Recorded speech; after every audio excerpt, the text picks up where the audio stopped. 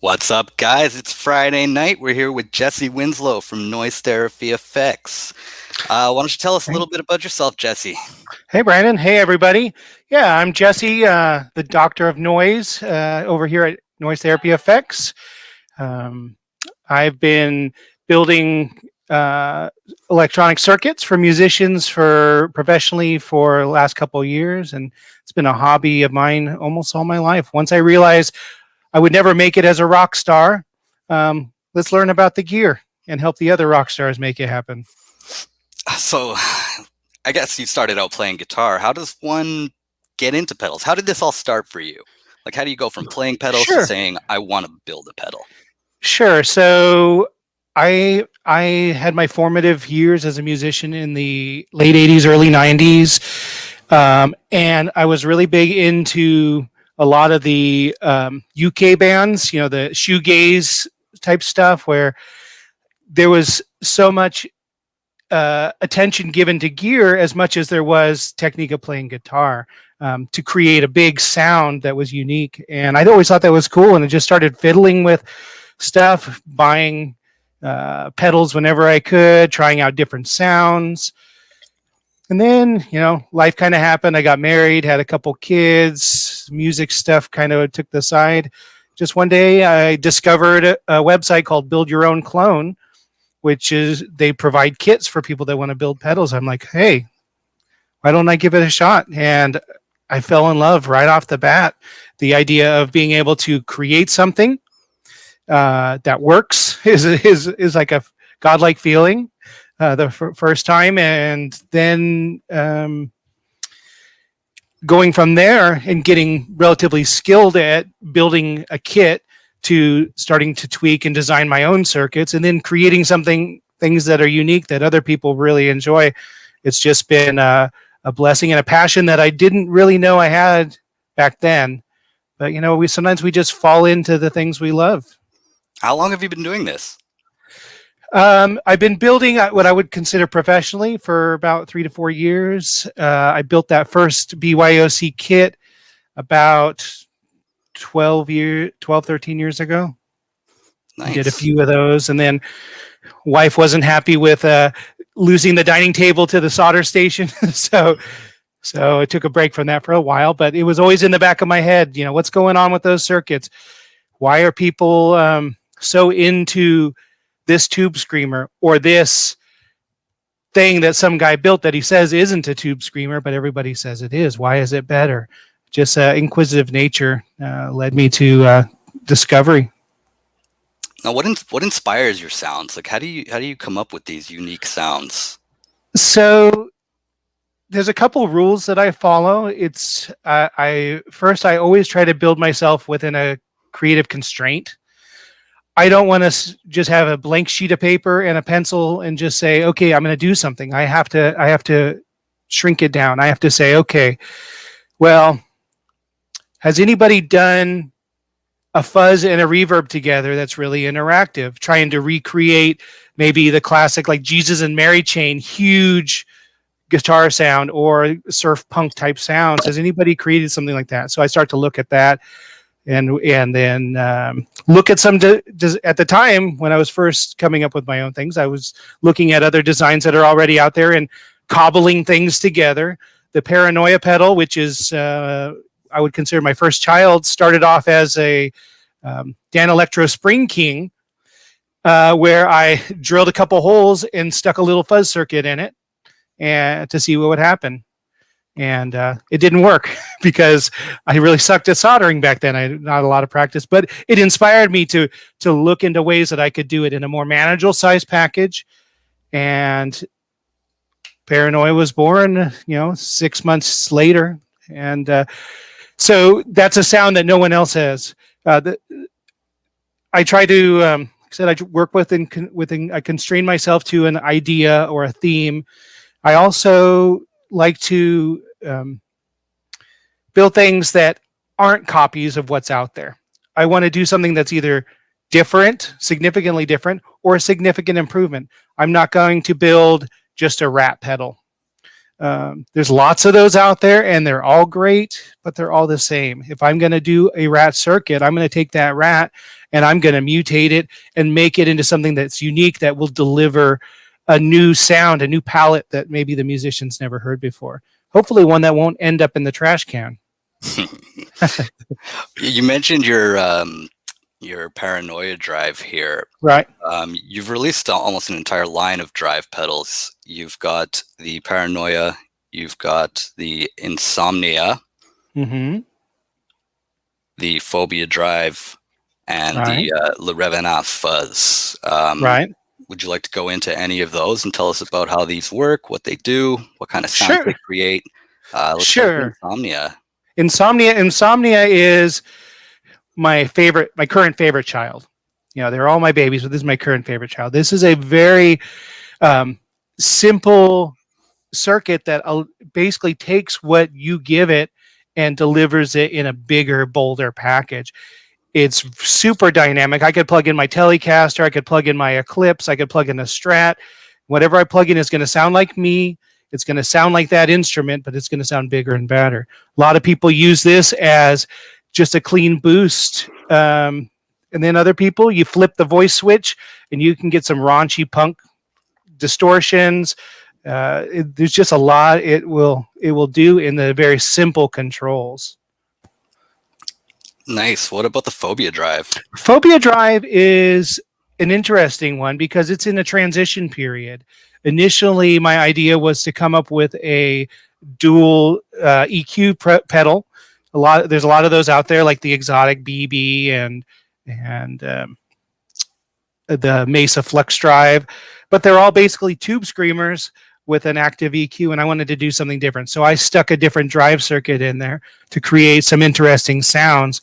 But this pedal's getting a revamp, and it's going to end up being something totally unique. There's nothing else out there like it, and that's all I'm saying at the moment. You won't give us any more than that? I'm just going to say that it's going to be it's going to live very firmly in the late 80s. If you had long hair and you wanted a big sound, you're going to want to stamp on that spider. Awesome. How about the Revenant? This is a fuzz pedal. So this is a keystone in the story of noise therapy effects. Le Revenant is a collaboration between the band Le Revenant from Quebec and myself. Pat Waters had reached out to me and said, "Hey, I know you build pedals. I'm looking for a big fat fuzz."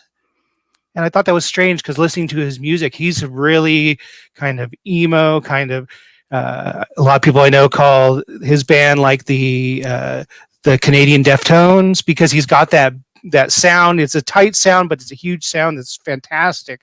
I thought a big nasty fuzz, that doesn't sound like what he wants.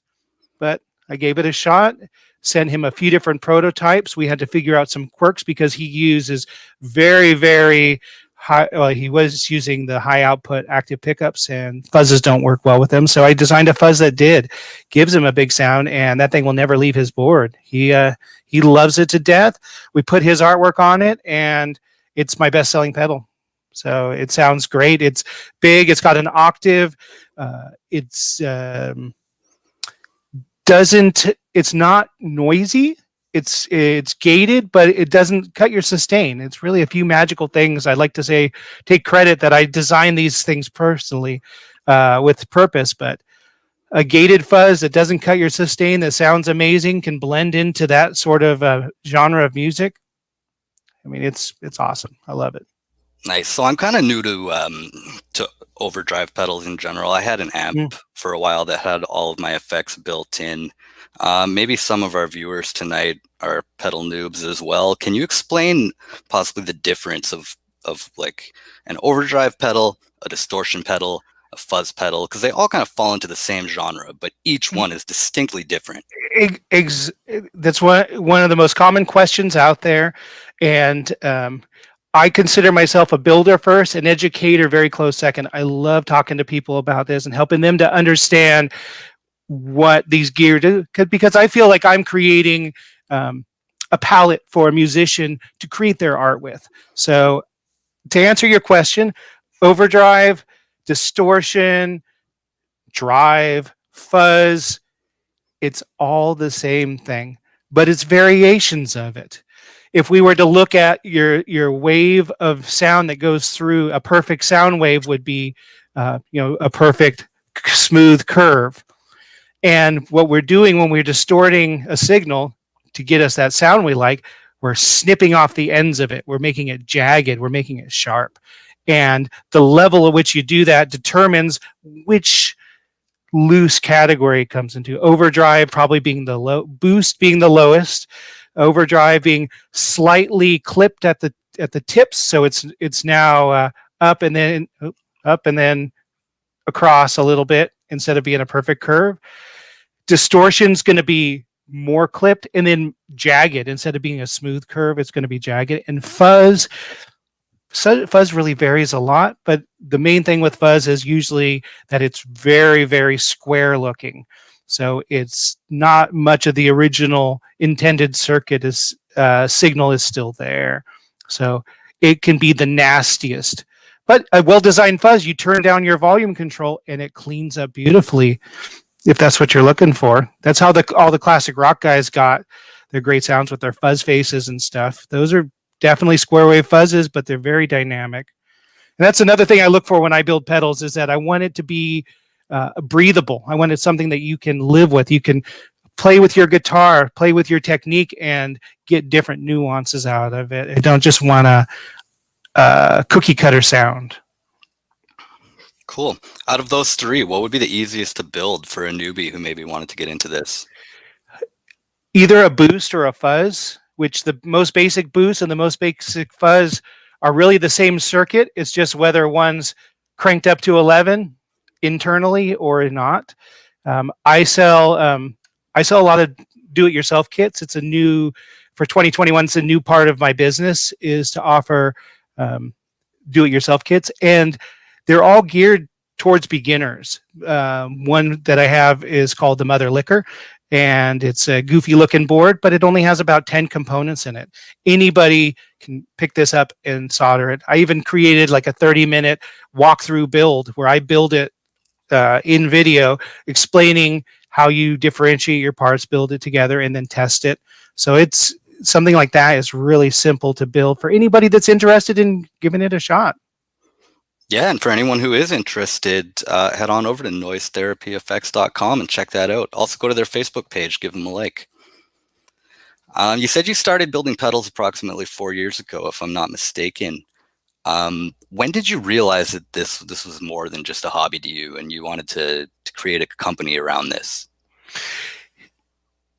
It started when I had purchased a pedal. I had mentioned earlier that I'm kind of into the 90s shoegaze sound, My Bloody Valentine, and those sort of bands. And there was a pedal company out there touting that they had a product that created that sound that was a great fuzz and reverb. I mentioned that that's something I love also. And in a package that was geared towards this. Well, I chunked down whatever it was, $200 for this thing, plugged it in, and it sounded nothing like that. It sounded boring. It didn't sound anything like, there was no reverb in it, first of all. How can you sell a reverb pedal that has no reverb? The fuzz was boring. The little bit of delay sounded bad. I opened it up, and because I had been looking at circuits for a while, I recognized what was in there. I also recognize the poor quality. And at that moment, I decided I can build something better that's honest and cheaper. I should give it a try. And at that point, I started looking at doing some market research, building my skills a bit, and figuring out how I was going to proceed. And that was really the start of all of it. I was inspired by a company that let me down so that I could try to not let other people down and give them something that they really would love. So you've got a new pedal coming out. This is a fuzz pedal, and it's a collaboration with a bunch of different builders. That's the Stompbox Fuzz. Would you like to talk about that for a little bit? Okay, yeah. This is an insane project. Yeah, I was basically thinking in my head how cool it would be if we put a couple different if I put a couple different circuits in one box and let people kind of pick and choose between some classic sounds. And just from that, the emphasis of that design and me talking to a couple other builders that I share ideas with, and eventually talking to Jared Timmons of Stompbox Talk, I said, hey, why don't we design a signature pedal for the group? And everybody loves fuzz. And I think this would be a cool idea. He talked to the admins. They liked the idea. I said, you know what? But I don't want to do this alone. This is for a group. This should be a group effort. So I reached out and found a couple other builders that were involved. No joke. Literally in like one day of forming a group, I had 6 circuits ready to throw onto this board and start building and start prototyping. It was so fast. And it's been a whirlwind, and they're just about ready to start shipping out, which is exciting. But it's a monster of a pedal. 6 fuzzes in one box, and they each are unique. They each do different things, and none of them are really copies of others, like I had initially thought of doing. And it was so fun because to see what other people their ideas of what they wanted to bring to the table. It's just things are always more interesting when there's a collaboration of smart minds. I can come up with good stuff myself, but if there's 4 guys that can get together, that's 10 times better. I'm very excited to see how this is going to sound. There's a lot going on in this pedal, and it seems like it's going to be really fun to play with. Yep. I actually, hold on one second. You showed a clip, but here's an actual one there. Maybe it looks cooler in live. Maybe it doesn't. Maybe I can't get used to the mirror here. But Beard and Pencil, Pat from Beard and Pencil did such an awesome job with this artwork. It just makes you want to stomp on it. And the red and kind of chrome, it's just a beautiful thing. It does. It looks great. With boutique pedals being kind of a niche market right now, and I mean, we're in this new era of digital plugins and multi-effects units. Do you see a change in the demand recently for actual stomp boxes? Well, I'm going to first answer that with a question. How popular are ancient vinyl records right now? They're hugely popular. Yeah. 15 years ago, they weren't. But the desire for that technology never went away. Just like the desire for a tube amp, someday it may go away, but it hasn't gone away in 60, 70 years. There's something really, and I've owned everything. I've owned rack systems back in the 90s, pedals, multi-effects things, the gambit. There's something unique and satisfying about a tactile device that you grab that knob and you twist it and it does something. And the idea of collecting, I mean, you really can't, if you buy an XFX3, you're collecting all the algorithms, but are algorithms fun to collect and show off to your friends? No. There's more to it than the tool. To some people, it's a tool. A touring musician that's got a tour around the world, grab that Kemper and go. That's awesome because it's their tool. But for the majority of people out there that are out there, some are making money, some are just having fun. It's just there's much more to it than just the utilitarian aspect of the tool. So I don't think it'll ever go away. And I have nothing against the digital stuff. I have owned Eventide stuff. I love it. Like I said, I've owned ADA rack systems, Elisa stuff. But when you grab a pedal, you stomp on it, you twist that knob, it does something cool. There's nothing like it.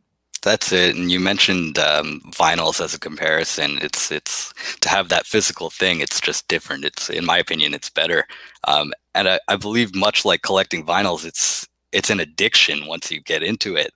Like I said, I wasn't big on pedals because I had my amp with all the simulated sounds in there. And once I got my first pedal, when my amp crapped out,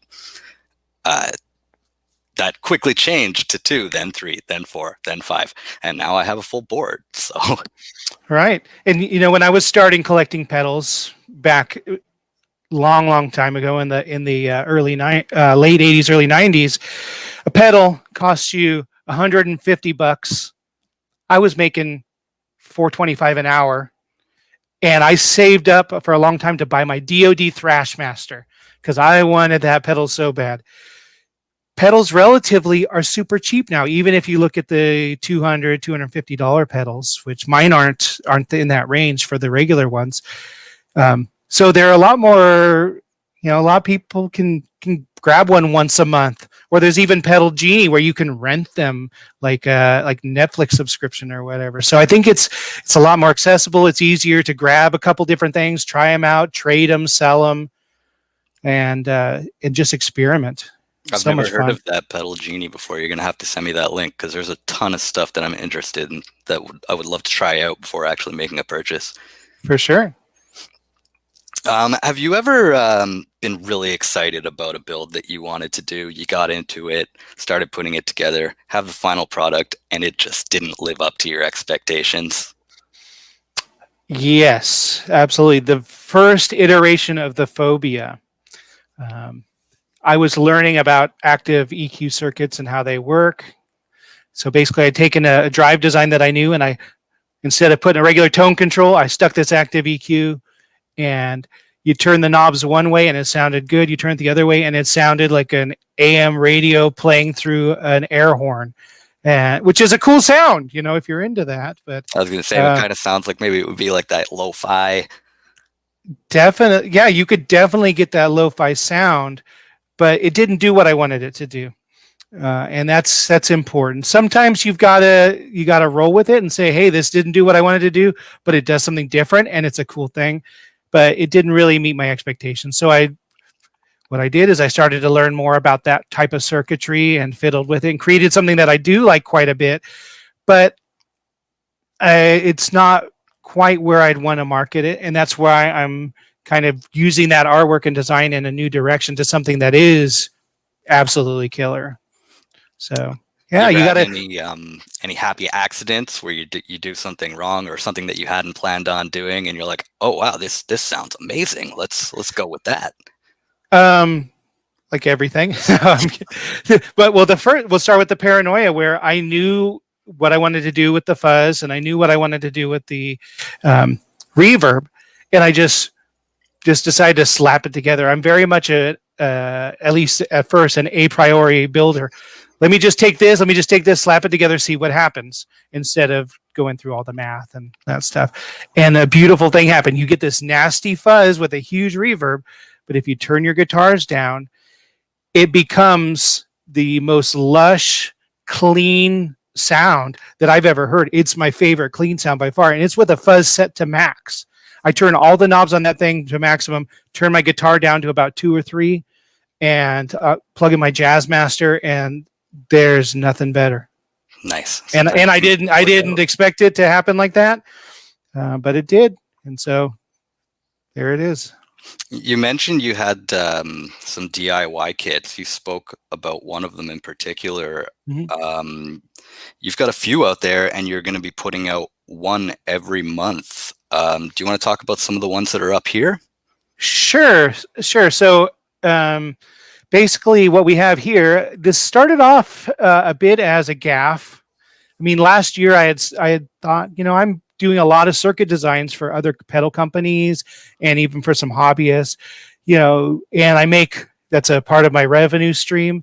But what if I could offer these as kits for people, for just anybody, and sell them? And so I started looking at some designs and got caught up with other things.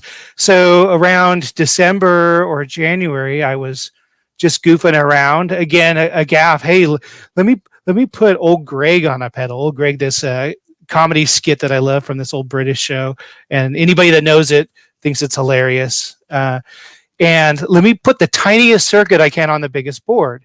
And if you look at it, the entire circuit is about 1 inch by 3/4 of an inch, but the board is like 3 by 4. It's huge. With just a big mother liquor. And I threw it out there, though, because that logo is amazing. it is. And I sold like 50 of these. I'm like, oh my goodness. Between just selling boards with components, and then even selling, people wanted me to build the pedal for them. I'm like, sure, I'll build one, no problem. And so I'm like, you know what? This is goofy. I got to figure out how to do these interesting shaped boards. It's one way to differentiate from the other things out there. And the next thing I came out with is the black sheep sitting next to it, which is my take on a red llama. And it's a black sheep, and it's freaking adorable. And it sounds amazing. So I'm doing these sort of specialty boards once a month. This month I just came up with and just released on St. Patty's Day, the IPA, which is my Interfax percolator. I was going to ask. I had to write that down. I didn't get a chance to Google it, but I need to know, what in the hell is an Interfax percolator? Well, most people know it as the harmonic percolator, but I figure Interfax is the company that originally made it. So Interfax percolator, IPA, looks like a big beer mug, perfect for St. Patty's Day. And the IPA or the percolator is most famous by a musician and producer named Steve Albini, who was big in the punk scene in the 80s and on with his bands. And it was his go-to sound. He would kick it on, and it's this gnarly fuzz that has sounds unlike anything else, the way that it accentuates parts of the frequency. And he produced Bleach from Nirvana, eh? He did. Do you know if he used that sound in that album at all? That's one of my favorite albums. I don't think so. His main thing when recording people is let them plug in and play, and I'm just going to capture that live sound. So I don't think he messes with their gear too much. But the percolator is often copied, but nobody really can decide what circuit's actually in there. It looks like the circuit has fluctuated a bit. So in my kit, I've laid out some history of it, talked about some different component values that different people argue about. And it's one that you can plug stuff in, and then you can switch out parts and design a sound that you want relatively easily. And so it's really cool in that way. Now I'm doing one of these specialty boards once a month, but in addition to that, I am also releasing, as soon as I can get the documentation and the product in, multiple other boards that are more standard looking. I try not to do the most basic of circuits. Everybody has a tube screamer board. Everybody has a rat board. Well, I don't have a rat board. I have a brat board. I purchased and cloned Proco Brat, which was a pink rat relative that came out in the 90s that not too many people know about. And so I have the brat. And those are, I added like 6 or 7 last night, and I'm going to continue to do that. So it's going to be a fully furnished DIY section, which is really exciting. I love seeing all these people buying these kits and getting into the hobby and enjoying what I can bring to the table. Now, out of the 4 that we talked about and we showed here, which one do you think would be the easiest to put together? The easiest? All 3 of these lists shown here and the IPA, they're all relatively easy, but the mother liquor is definitely the easiest. I had a couple guys build it that had barely picked up a soldering iron before. They watched my video, they built it, and they loved the sound of it. A couple guys have even gotten really creative and like carved out their enclosure. I do make some inverted, so the graphics on the top, so you can put in a clear case, and done some really unique things. And it's like their first pedal they ever built, and that's so cool. The more the merrier, I want to try one out one day, for sure. Okay, it'll be fun to do. I mean, I'd probably fuck it up, but we all do. Try. And who knows? Maybe you'll discover the secret smoke hidden within the capacitors. I don't know. So you've got another new line of pedals that you're working on that's going to be coming out soon. Do you want to talk on that, or is this top secret? Sure. No, we can talk about that. So initially, my designs were all, again, like I said, I design within a form factor to help me be creative in a cage, and they were all 4-knob basically, and in the same size, unique systems. But I decided there were some things that wouldn't quite fit in that category that I wanted to bring to the world, something besides just a basic fuzz. So the first on the screen on the left is a continuation of my original design, the Lunacy, part of that original form factor, which is a great sounding um, uh, overdrive slash distortion with some EQ switches that give it some different uh, tones for different types of guitars. A lot of fun. On the right, let's go talk about what's on the right there. That's a La Serene, and that's actually a collaboration between me and you in a way. It I've is. been toying with the idea of some sort of shoegazy pedal that was some sort of chorus, choral verb, um, that sort of thing. And you reached out to me last year and said, "Hey, can you duplicate the sound that was in my amp? This great choral verb sound." And in my head, I'm thinking, I have no idea how to duplicate that. It's a digital chip inside of your amplifier. But I just thought, well, can I make a chorus that's really great? Yeah, I can probably do that. Can I build a great reverb? I build a ton of great reverbs. Let's see what I can do. And it started to build into a bigger thing where I decided to add a post reverb fuzz. So you can dial in a fuzz after the reverb for a bigger sound. There's a chaos switch, which is a momentary foot switch. When you step on it, it'll start to feedback and roll into itself until you let it go. So it does a lot of great things in here, whether you're playing clean, dirty, you want to make a lot of noise, or just a beautiful sound. And I'm excited to say that after months and months of fiddling and playing around, that it is the first couple prototypes are about ready to be shipped to you for play testing. I know you've been anxiously waiting for these guys, and I can't wait to hear what you do with it. And then I'll be releasing it onto the market once I get your seal of approval. As soon as I get these, I'm going to put some demos together for you. I can't wait to play with this, especially Awesome. that the chaos switch. Right. I won't have to be punching my guitar anymore, trying to get that rolling feedback sound. Nope, it'll do it by itself. But you'll notice going back to this being part of a new line or a new design, it's a different form factor. It's a little bit larger pedal, not a lot larger, but it's crammed full of stuff in there. There's so many sounds available. The artwork, again, I've worked hard with Pat from Beard and Pencil to really come up with some amazing really evocative artwork. The siren there is it's just gorgeous. And then in the middle there, the next design coming out is Le Chevalier. My French accent is not good, but it's I mean that horse is just the spirit of it is just amazing. It's powerful. It's gonna kick your ass if you get in its way, and that's what this pedal will do. This is an ultra high gain pedal, like a super hot rodded Marshall or a Rev amp or a Friedman with some blendable chorus. I'm an 80s child and I love the sound of the big guitar with a bit of chorus, whether it's Zach Wilde going crazy or someone like Bob Mould from Husker Du, or all the 80s kind of post-punk bands that I love that put a little chorus on their sounds. This will do all that in this one compact package and look killer on your board. Awesome. Yeah, it will look killer on the board. Like the artwork on all of these pedals is amazing. And I know you said you collaborated with Pat Waters for most of that artwork, if not all of it, actually.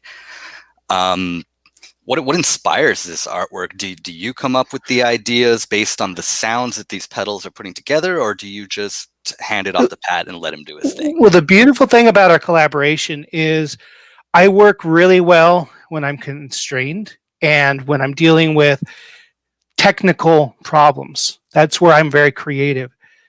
I can't draw anything better than a stick figure. I failed art.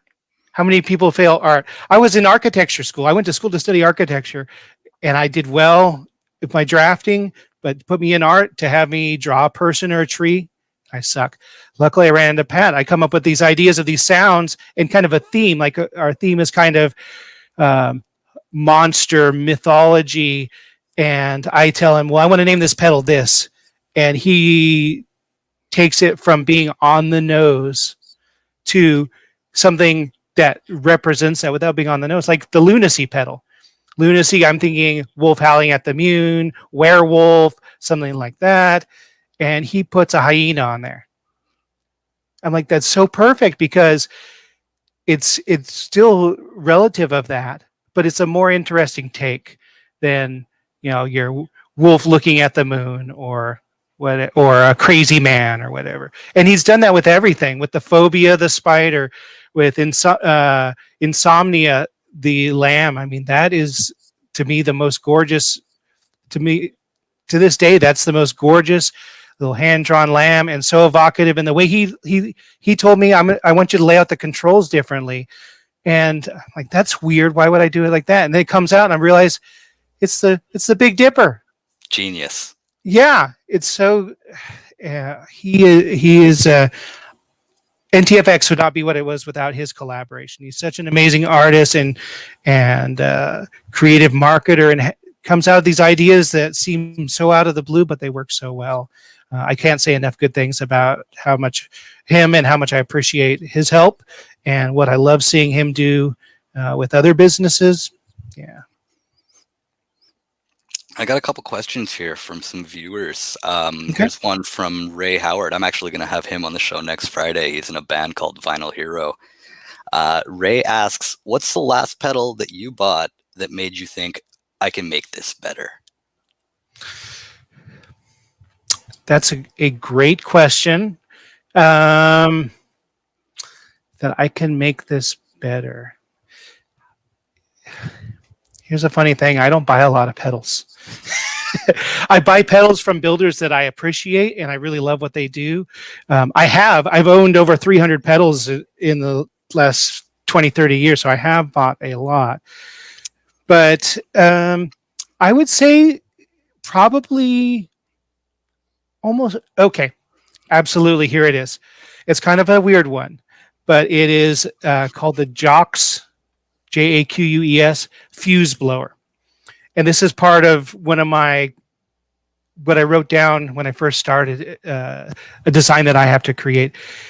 I wanted to design a fuzz that has, instead of EQs, it has fuzz cues. So like you've got your low control, your bass control is actually a low tuned fuzz. Middle is a middle tuned fuzz. High treble is a treble tuned fuzz. So you're blending three fuzzes instead of regular EQ. And I went to look out to see if anybody had done this. And this is what this product touted to be.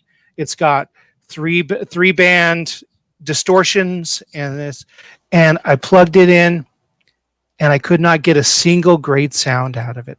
And Jacques, he's a really well-renowned builder and stuff. He does great, but every sound was garbage for what I wanted. Maybe for other people it's amazing, but it didn't do what I expected, and I couldn't figure out how to make it work. And so that's actually one of the designs I'm working on this year for the larger designs, is a multi-band fuzz that's actually going to be geared more for bass players. Bass players don't get as much love as guitar players. So hopefully that design will come out this year.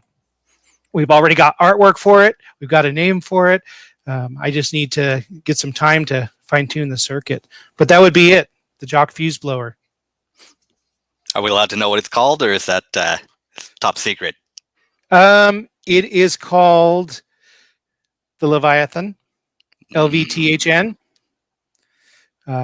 Some amazing artwork by Pat. Had commissioned a different Pat Drowan, who's a amazing artist and tattooist, Canadian. So you got Canadian guys love me. So I got a shout out to all you guys.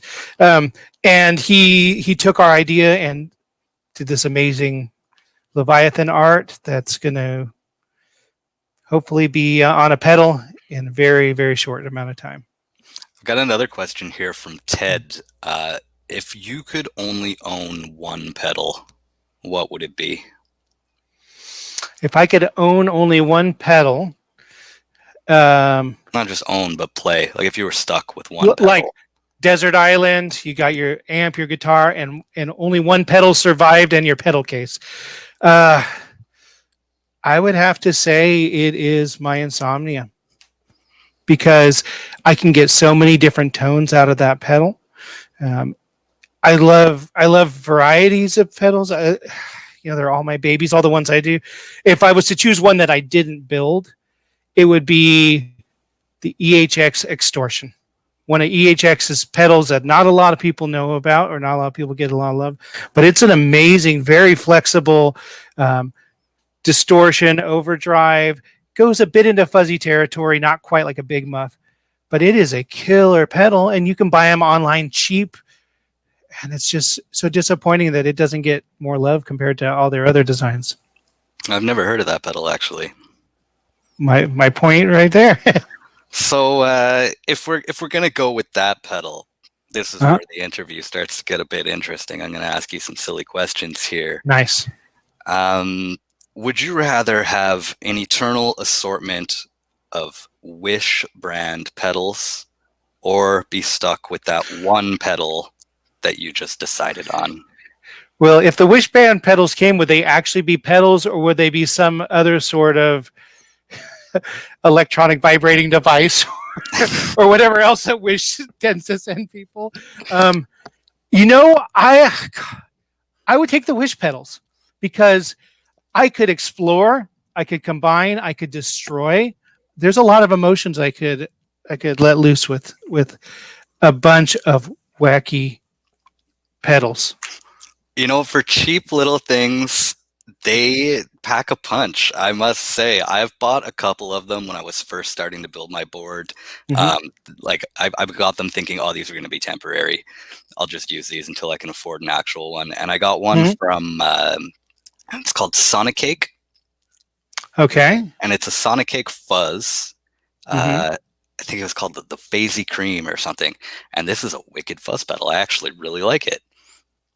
Another one that I got was this one here. I don't have the actual pedal. I have the box. It's the Baby Boom. Okay. And that was a fuzz as well. Yeah, Fuzz Star. Was the artwork similar to what's on the box? Because that's actually much better than I'm used to seeing those little cheap pedals have. Yeah, that's as far as the art on the pedal. The pedal's blue. It has the same Baby Boom logo, and I paid $26 for this. I don't use it as a fuzz, though. I keep it way down, and I use it as just a little clean boost. But it gives just that right little crunch that I need for a particular song. Unlike a lot of guys out there, I'm not a big hater of the $29, $39, $49 pedals. Would I own them? Would I buy them? No.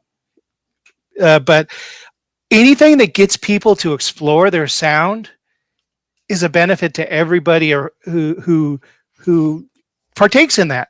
And once they start to experiment and they realize that, hey, these are cool sounds, what else is out there? What's the next level? That's when they come see me and they get their lifetime pedals. So I don't feel, some people feel, oh, they're going to take my business, blah, blah, blah. No, if you're doing the right thing and building the right contacts and building something unique, you don't have to worry about being copied and lowballed on that sort of stuff. It doesn't bother me at all, and I embrace what they do.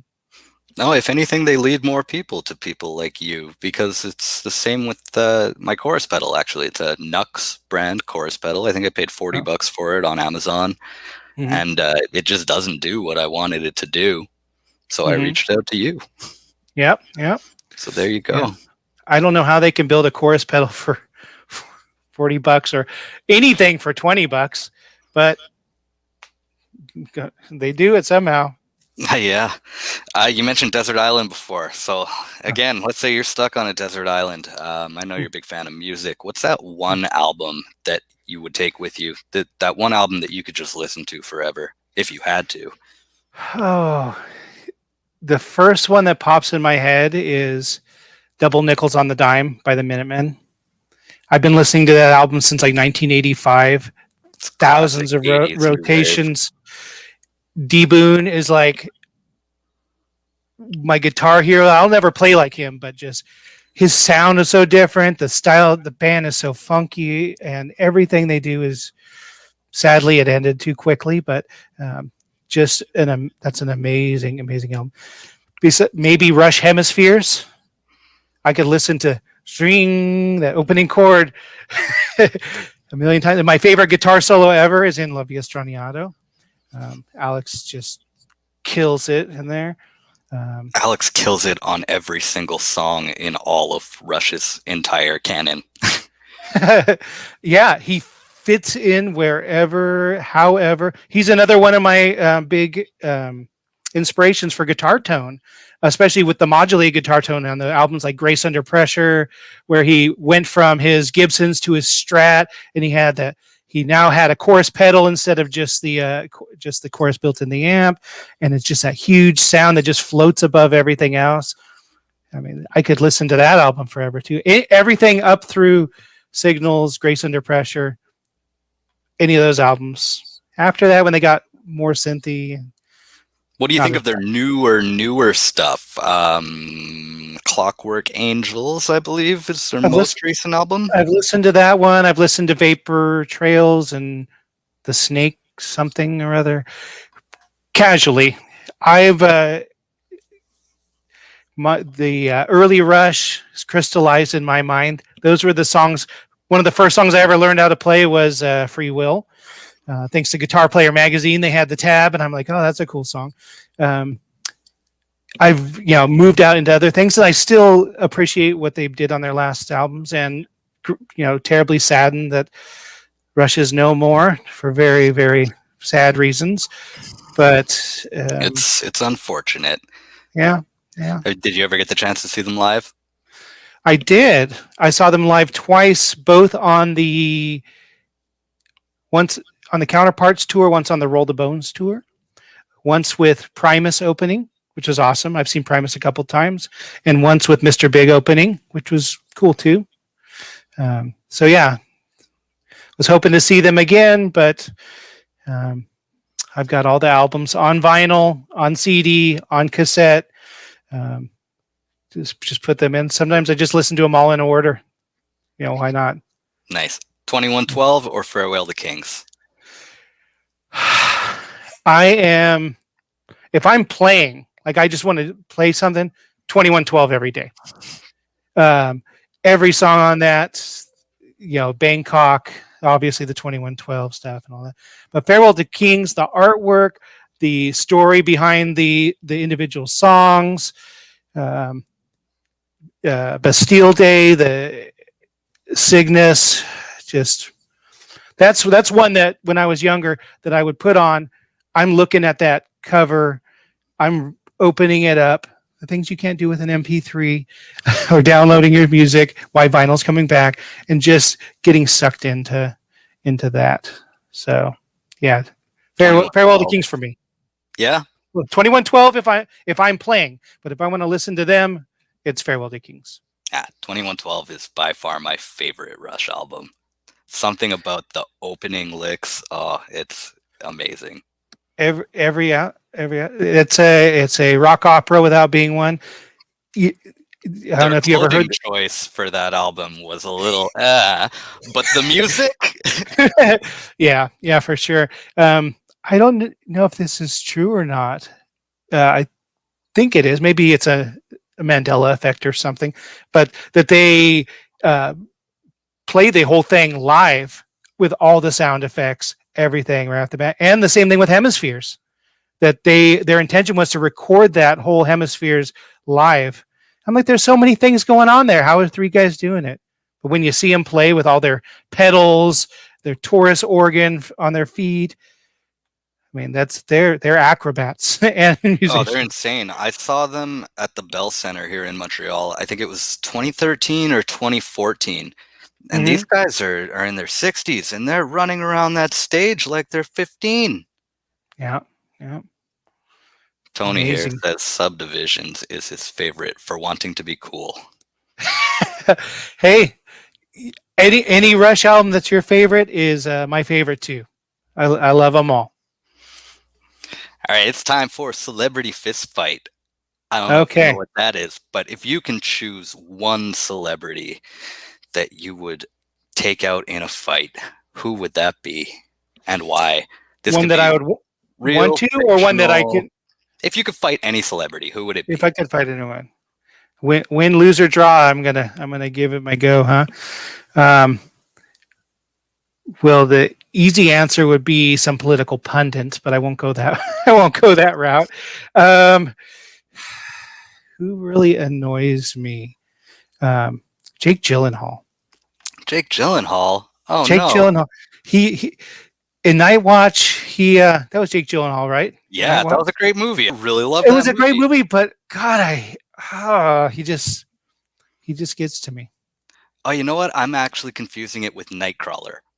That's what I meant. Nightcrawler, the one where he's catching the film footage for the news stories, yeah, and being creepy as hell, yeah. That or Robin Williams, but only when he's dressed as Mrs. Doubtfire, because I love Robin Williams, but I have nightmares from the Mrs. Doubtfire outfit. Oh, two great answers. All right, we're running low on time here, Jesse. If you had one last message for anyone watching, what would that be? Don't be afraid to explore different music. If you're a musician, don't be afraid to try something new. Get out there and find some new toys to experiment with some new sounds. Trust your instincts. If you feel like getting in and building a pedal, reach out to me. I will teach you everything you need to know. I can provide you kits at very low costs. I want to get people involved, excited, especially after the last year where, we all around the world, everybody's been miserable. Last year around this time, I actually, in a couple DIY groups, I offered free circuit design for people, so a service that I normally charge for. And I ended up designing like $10,000 worth of circuit boards for free. And I loved every minute of it, because the joy of them putting together their kits, having fun, talking about how great it was, to something positive.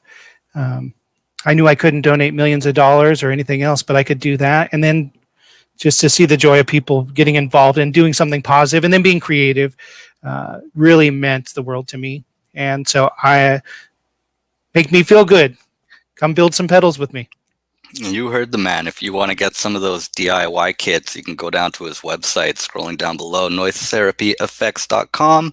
Check him out on Facebook at Noise Therapy Effects and on Instagram at Noise Therapy Effects.